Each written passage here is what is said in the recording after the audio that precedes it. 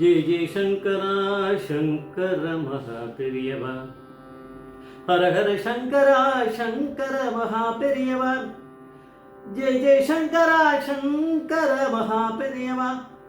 ஜெய ஜெய சங்கரா ஹர சங்கரா ஜெய ஜெய சங்கரா சங்கர மகா பெரியவா மகா பெரியவா மகா பெரியவா. ஓம் குருभ्यो நமः. நமஸ்தே சுப்ரபாதம். காஞ்சி பீட்டம் சுரபதிதம் திவ்யகண வேஸ்தம் காஞ்சி யோகன வஸ்தே பார்க்கண சிந்தும் ஞானதம் சாந்தரூபணம் ஸ்ரீ சந்திரசேகர் குரும் பிரமாமதான கலிக தெய்வம் காஞ்சி மாநில யூடியூப் சேனல் பிரத்யேகமாக மகாபெரிய பக்தர்களுக்கு ஏற்பட்டு கொண்டிருக்கும் அனுபவங்களை ஒவ்வொரு நாளும் ஒவ்வொரு அனுபவம். அதுக்கு ஒரு தலைப்பு, நீங்கள் அனுபவத்தோட தலைப்பு இந்த கிரகங்கள்லாம் உன்னை என்ன பண்ணுறது பார்த்துடுறேன். இந்த கிரகங்கள்லாம் உன்னை என்ன பண்ணுறது பார்த்துடுறேன்.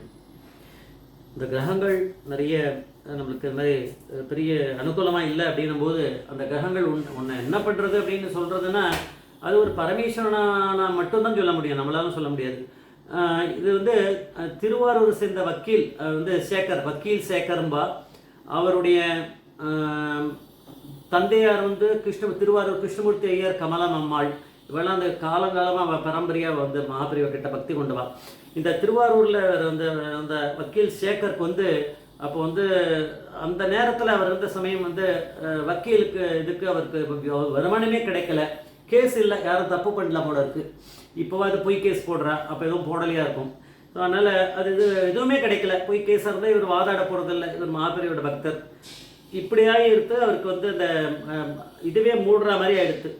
இந்த கோர்ட்டையே மூடிட்டானா, ஏன்னா அங்கே தேவையில்லை, பிரான்ச்சே தேவையில்லை, கேஸே வரல அப்படின்ட்டு. அதனால் இவர் வேறு வழி இல்லை, கிளம்பி மகாபெரிவா கிட்ட தரிசனம் பண்ண வந்தார். இது கூட எப்படி பண்ணாருன்னா, ரொம்ப வெயிட் பண்ணி பார்த்துருக்காரு. திடீர்னு மகாபெரிவாவை பற்றி ஞாபகம் வந்துடுது. அப்போ தான் நம்மளுக்கு தோணும் பரமேஸ்வரன்.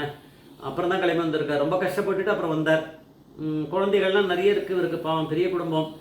பெரியவா கிட்ட சொன்னார், இந்த திரவியமே இல்லாமல் தவிச்சுன்னு இருக்கேன், பணம் இல்லாமல் எதுவுமே, கோர்ட்டே மூடிட்டா அப்படின்னாலாம் பெரியவா கிட்ட. பெரியவா காஞ்சிபுரத்தில் இருந்திருக்கா.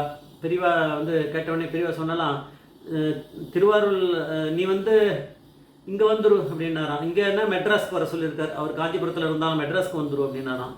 அவர் சொன்னாராம், திருவாரூர்லையாவது எனக்கு சொந்த வீடு இருக்குது, வாடகை கொடுக்காமல் இருக்கேன், இங்கே வந்தால் வாடகை கொடுக்கணும், அங்கே எல்லாம் விலையெல்லாம் ரொம்ப கம்மி, விலைவாசி இங்கெல்லாம் நிறைய இருக்குது, என்னால் மேனேஜ் பண்ண முடியாதுண்ணா.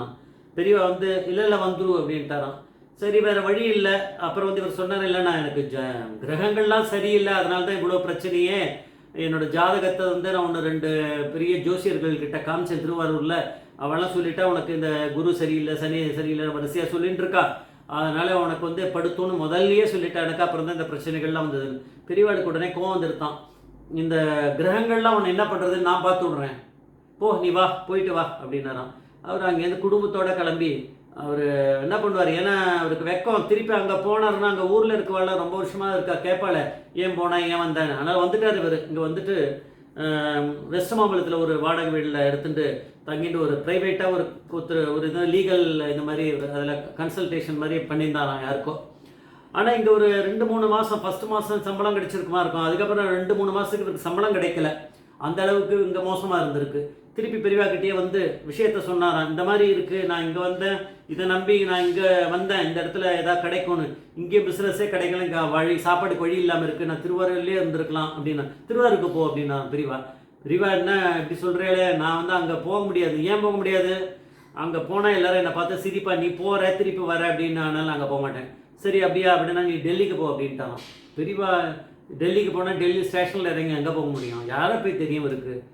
அப்புறம் என்ன பண்ணுறது, பெரியவா இப்படி இருக்காளே அப்படின்னு நினச்சிட்டு வீட்டுக்கு போயிட்டார். அங்கே மாம்பழத்தில் அவர் வீட்டுக்கு பார்த்தாருன்னா, அதுக்கப்புறம் ஒரு கம்பெனியில் லீகல் அட்வைஸராக இவரை கூப்பிட்டாராம். அதில் இவர் போனார்னா ஒரு கம்பெனிக்கு கூப்பிட்டாராம். அது கூட என்னது, இவர் அதுக்கு முன்னாடி கேட்டாராம் பெரியவாளே, நீ டெல்லிக்கு போகணுன்னு சொல்லிட்டு, சரி நான் உன்னை ஒரு கேள்வி கேட்குறேன், அதுக்கு நீ பதில் சொல்லு அப்படின்னாராம். ஒன்று என்ன பெரியவா எனக்கு இப்போ அப்படின்னாராம். பதில் சொல்கிற மூடில் அவர் இல்லையா, அவரே கஷ்டப்பட்டுருக்கார். இல்லை நான் கேட்குறேன் பாரு, உனக்கு சம்மந்தமாக தான் கேட்குறேன். ஒரு லீகல் அட்வைஸருக்கும் ரீட்டைனர் அப்படிங்கிறதுக்கும் உனக்கு வித்தியாசம் தெரியுமா அப்படின்னாராம். அவருக்கு நிஜமாகவே தெரியல. ரீட்டைனர் அப்படின்னா தெரியல. நான் போய் அப்புறம் தான் பார்த்தேன் இன்டர்நெட்டில், நம்மளுக்கும் தெரியாது. பெரியவா சொன்னாலாம் சில கம்பெனிகள் வந்து நிறைய வக்கீல்கள்லாம் வச்சுருப்பா, பெரிய பெரிய வக்கீலை. அவளை விட ஒரு பெரிய வக்கீலை ஒருத்தர் வச்சுருப்பார். அவர் பேர் வந்து அவர் ரொம்ப முக்கியமானவராக இருப்பார். அவர் பேரை சொல்லாலே எதிர்கட்சியில் இருக்கவாலாம் பயப்படுவா. அதனால் அவர் வச்சுட்டுருப்பா. அவர் வந்து ரீட்டைனர்னு பேர் அவருக்கு. ஏன்னா அவர் வந்து அந்த ஃபார்மேட் அதெல்லாம் தான் பார்ப்பார். லீகல் டாக்குமெண்ட்ஸ் வர்றதை பார்த்துட்டு செக் பண்ணிவிட்டு கொடுக்குறது அவர் எங்கேயும் கோர்ட்டுக்கே போக மாட்டார், வாதாட மாட்டார். அவர் சும்மா எல்லாத்தையும் செக் பண்ணிவிட்டு அவர் உட்காந்துட்டுருப்பார். அவ்வளோ நகரவே மாட்டார், இடத்த விட்டு ஒரே சீட்டில் உட்காந்துட்டுருப்பார். அவருக்கு தான் ரீட்டைனர்னு பேர். அந்த உட்காந்துருக்கிறதுக்கு தான் அந்த மூளை இருக்க அவருக்கு கொஞ்சம், அதுக்கு தான் பணம் அப்படின்னாராம். அப்படியே எனக்கு தெரியாது எனக்கு அப்படின்னா. அது மாதிரி ரீட்டைர்னா ஒன்று இருக்குது. சரி நீ போயிட்டு வா அப்படின்னு அமுச்சு விட்டுட்டாராம். அவர் போனான்னா 1-2 நாளில் ஒரு அட்வைஸ்மெண்ட் வந்தது. பெரியவா தான் சொல்லிட்டாரு, டெல்லியில் உனக்கு போய்க்கோ அப்படின்னாரு. டெல்லியில் ஒரு இடத்துல கம்பெனியில் கூப்பிட்றா, ரீட்டைனர் ஆவான். இவருக்கு நல்ல மூளை இருக்குது. அது பெரியவாளுக்கு தெரியுமே, பரமேஸ்வரனுக்கு தெரியும். இப்படி இருந்தும் அவருக்கு ஒன்றும் சம்பாதிக்க முடியாமல் தவிக்கிறாரு, அதுதான் பிரச்சனையே. அதனால் இவர் கிளம்பி டெல்லிக்கு போனார். அப்புறம் குடும்பத்தையும் கூட்டின்னு போயிட்டாராம். ஒரு கம்பெனியில், பெரிய கம்பெனியில் ரீட்டைனராக இருந்தாராம். ரீட்டைனர் அப்படின்ற மாதிரி போஸ்ட் கொடுத்தார். அதாவது அவர் தான் நம்பர் 1 மாதிரி அந்த லீகல் டீமுக்கு. அதனால் அவருக்கு இன்னும் எங்கேயும் போயின்னு இருக்க வேணாம், அலையவே வேணாம். உட்காந்த இடத்துல அவருக்கு சம்பளம். அப்படியே இல்லைனாலும் அவருக்கு ஒன்றும் வேலையே இல்லைனாலும் அந்த மாதம் சம்பளம் உண்டு. அவர் ஆஃபீஸுக்கே போகலைன்னாலும் சம்பளம் உண்டு. அந்த மாதிரியான ஒரு இது பெரிய போஸ்ட் அவருக்கு.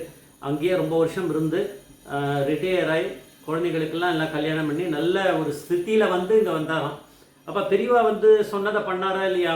அந்த கிரகங்கள்லாம் என்ன பண்ணுறது, ஒன்று நான் பார்த்து விட்றேன் அப்படின்னு பெரியவா ஒரு கோவம் என்ன, பெரியவா தான் பரமேஸ்வரன். அவர் பரமேஸ்வரனுக்கு கோவம் வருதுனால நியாயமாக இருக்கும். அவர் அப்படி சொன்னதுக்கு காரணம் என்ன அப்படின்னா, அந்த கிரகங்கள்லாம் அதுக்கான ஒரு இது வந்து ரிசல்ட் நம்மளுக்கு இருந்தால் இருக்கும். அதை பார்த்து நம்ம பயந்துடக்கூடாது.